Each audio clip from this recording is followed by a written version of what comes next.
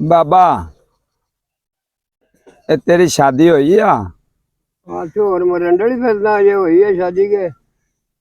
अच्छो ते तेरे साले किन्ने हो? ਉਹ 6-7 ਆ। वाह जी वाह। ते वो काम की करदे आ?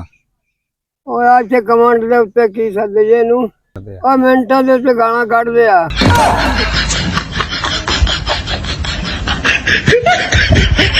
ਚਲੋ ਬਾਬੇ ਦੇ ਸਾਲੇ ਕੰਮ ਕੀ ਕਰਦੇ ਆ? ਆ ਜਿਹੜੇ ਕਮੈਂਟ ਨਹੀਂ ਹੁੰਦੇ ਇਹਨਾਂ ਦੇ ਉੱਤੇ ਗਾਲਾਂ ਕੱਢਦੇ ਆ।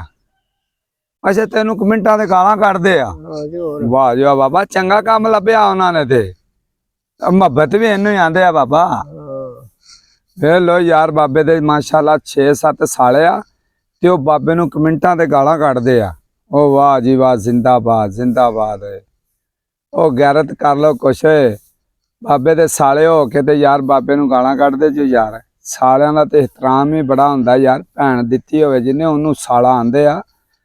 ਤੇ ਤੁਹਾਡੀ ਮਿਹਰਬਾਨੀ ਯਾਰ, ਸਾਲਿਆਂ ਨੂੰ ਇਹਤਰਾਮ ਕਰਨਾ ਚਾਹੀਦਾ ਬਾਬਾ ਜੀ ਦਾ। ਬਾਬਾ ਜੀ ਸ਼ਰੀਫ ਬੰਦੇ ਨੇ, 5 ਵਕਤ ਦੇ ਨਮਾਜ਼ੀ ਨੇ। ਕਈ ਬਾਬੇ ਦੇ ਸਾਲੇ ਐਸੇ ਵੀ ਆ, ਬਾਬਾ ਨਮਾਜ਼ ਪੜਿਆ ਕਰ, ਬਾਬਾ ਕਸਮ ਖੁਦਾ ਦੀ 5 ਵਕਤ ਨਮਾਜ਼ ਪੜਦਾ। ਉਹ ਕਿਸੇ ਦੱਲੇ ਮਾਂ ਦਿਓ ਬੱਚਿਓ, ਕਿਸੇ ਕੁੱਤੀ ਮਾਂ ਦਿਓ ਬੱਚਿਓ, ਕੋਈ ਆਪਣੇ ਘਰ ਵਾਲ ਵੀ ਝਾਕ ਲਿਆ ਕਰੋ ਵੀ ਤੁਸਾਂ ਕੀ ਕਰਦੇ ਜੋ। ਬਾਬੇ ਨੂੰ ਮੈਂ ਕੱਲ ਵੇਖਿਆ, ਕਮੈਂਟ ਵੇਖੇ, ਕਈਆਂ ਨੇ ਐਸੀ ਬਾਬੇ ਦੇ ਸਾਲਿਆਂ ਨੇ ਗਾਲਾਂ ਕੱਢੀਆਂ ਜਿਹੜੀਆਂ ਵੇਖਣ ਵਾਲੀਆਂ ਨਹੀਂ ਸੀ ਯਾਰ।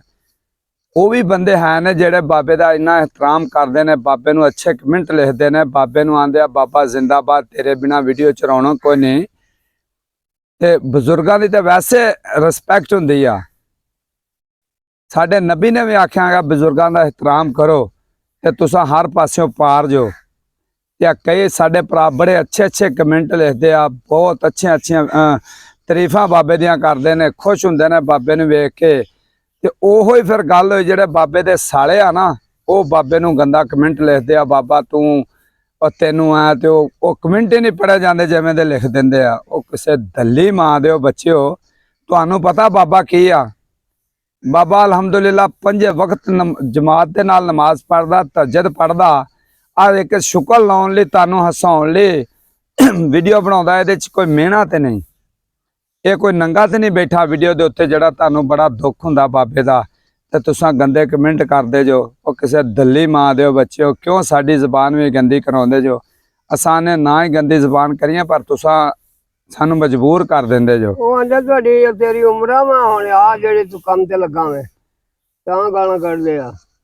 ਤੇ ਬਾਬਾ ਐਵੇਂ ਚਾਹੀਦਾ ਵਾ ਗਾਲਾਂ ਕੱਢਣ, ਫਿਰ ਗਾਲਾਂ ਚੰਗੀਆਂ ਹੁੰਦੀਆਂ। ਗਾਲਾਂ ਕੱਢਿਆ ਬੰਦਾ ਹਟ ਜਾਂਦਾ। ਜਦੋਂ ਉਹਨਾਂ ਨੂੰ ਲਿਆਦਾ ਹੁੰਦਾ ਉਹ ਜੋ ਐਡੇ ਉਹਨੂੰ ਇਹਤਰਾਮ ਹੈ, ਠੀਕ ਹੈ ਬਾਬੇ ਦਾ, ਠੀਕ ਹੈ। ਅਸਾਂ ਬਾਬੇ ਨੂੰ ਵੀਡੀਓ ਤੋਂ ਹਟਾ ਲੈਨੇ ਆ, ਇਹ ਮਸਲਾ ਕੋਈ ਨਹੀਂ, ਬਾਬਾ ਹਟ ਜਾਵੇਗਾ। ਕਿ ਇਹਦੇ ਤੋਂ ਬਾਬਾ ਅੱਗੇ ਰੋਜ਼ੀ ਇਹਦੇ ਤੋਂ ਖਾਣ ਡਿਆ, ਜਾਂ ਇਹਦੇ ਤੋਂ ਰੋਟੀ ਖਾਣ ਡਿਆ, ਇਹਦੇ ਤੋਂ ਕੀ ਸਾਨੂੰ ਮਿਲਦਾ? ਕੁਛ ਵੀ ਨਹੀਂ। ਇੱਕ ਸ਼ੁਕਰ ਹਸਾਉਣ ਲਈ ਤੁਹਾਨੂੰ ਆਹ ਵੀਡੀਓ ਬਣਾਉਂਦੇ ਆ। ਹੋਰ ਸਾਡਾ ਇਹ ਕੋਈ ਬਿਜ਼ਨਸ ਨਹੀਂਗਾ ਵੀ ਜਿੱਥੇ ਆਹ ਬੈਠੇ ਆ। ਤੇ ਤੁਹਾਡੀ ਮਿਹਰਬਾਨੀ, ਜਿਹੜੀ ਬਾਬੇ ਨਾਲ ਤੁਹਾਡੀ ਰਿਸ਼ਤੇਦਾਰੀ ਆ ਉਹਨੂੰ ਘੱਟ ਕਰੋ। ਆ ਦੂਸਰੇ ਬੰਦੇ ਵੀ ਆਇਆ ਨਾ ਯਾਰ, ਜਿਹੜਾ ਇਹਤਰਾਮ ਕਰਦੇ ਆ ਬਾਬੇ ਦਾ, ਬਾਬੇ ਦੀ ਬੜੀ ਇੱਜ਼ਤ ਕਰਦੇ ਆ, ਬਾਬੇ ਨੂੰ ਵੇਖ ਕੇ ਖੁਸ਼ ਹੋ ਜਾਂਦੇ ਆ ਵੀ ਬਾਬਾ ਆ ਗਿਆ, ਬਾਬਾ ਆ ਗਿਆ, ਬਾਬਾ ਆ ਗਿਆ। ਤੇ ਤੁਸਾਂ ਵਿੱਚ ਵੇਖ ਲਓ ਬਾਬੇ ਲਈ ਐਸੀ ਨਾ ਨਹੀਂ ਹੁੰਦਾ।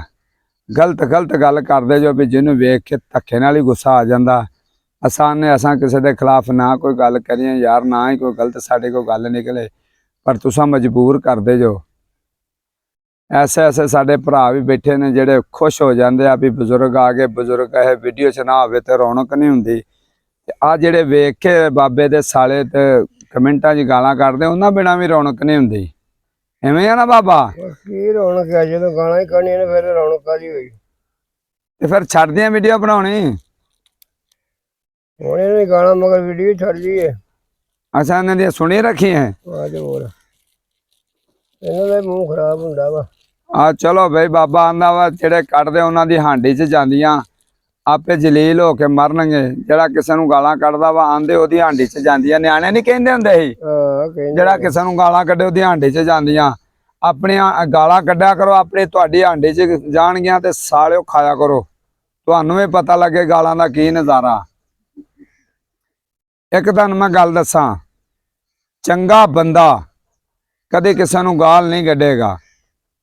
ਬੰਦਾ ਉਹ ਹੀ ਕਿਸੇ ਨੂੰ ਗਾਲ ਕੱਢੇਗਾ ਜਿਹੜਾ ਜ਼ਮਾਨੇ ਦਾ ਥੱਕਿਆ ਤੇ ਚਗਲ ਇਨਸਾਨ ਹੋਏਗਾ। ਇਹ ਗੱਲਾਂ ਦਾ ਨਿਚੋੜ ਕੱਢਿਆ ਸਿਆਣਿਆਂ ਨੇ। ਚੰਗੇ ਨੂੰ ਸਾਰੇ ਚੰਗੇ ਦੇਖਦੇ ਆ, ਗੰਦੇ ਨੂੰ ਸਾਰੇ ਗੰਦੇ ਦੇਖਦੇ ਆ। ਕੀ ਰੱਖਣ ਡਿਆ? ਚੁੰਡੀ। ਅੱਛਾ ਅੱਛਾ ਅੱਛਾ। ਹੁਣ ਇਹਨਾਂ ਨੂੰ ਕੀ ਪੈਗਾਮ ਦੇਣਾ ਚਾਹੁੰਦਾ ਤੇਰੇ ਸਾਲਿਆਂ ਨੂੰ? ਹੁਣ ਕੀ ਚਾਹੀਏ ਇਹਨਾਂ ਨੂੰ? ਹੁਣ ਆ ਸਾਲਿਓ ਖੁਸ਼ ਰਿਹਾ ਕਰੋ। ਉਹ ਸਾਲਿਓ ਖੁਸ਼ ਰਿਹਾ ਕਰੋ। ਆਹੋ, ਜਿਹੜੇ ਮੇਰੇ ਸਾਲੇ ਆ, ਬਾਕੀ ਮੇਰੇ ਸੋਹਣੇ ਵੀਰ ਭਰਾ ਵੀ ਚੰਗੇ ਵੀ ਬੜੇ ਨੇ ਵਿੱਚ, ਜਿਹੜੇ 6-7 ਸਾਲੇ ਉਹਨਾਂ ਕੱਲਿਆਂ ਨੂੰ ਬਹੁਤ ਮਿਹਰਬਾਨੀ।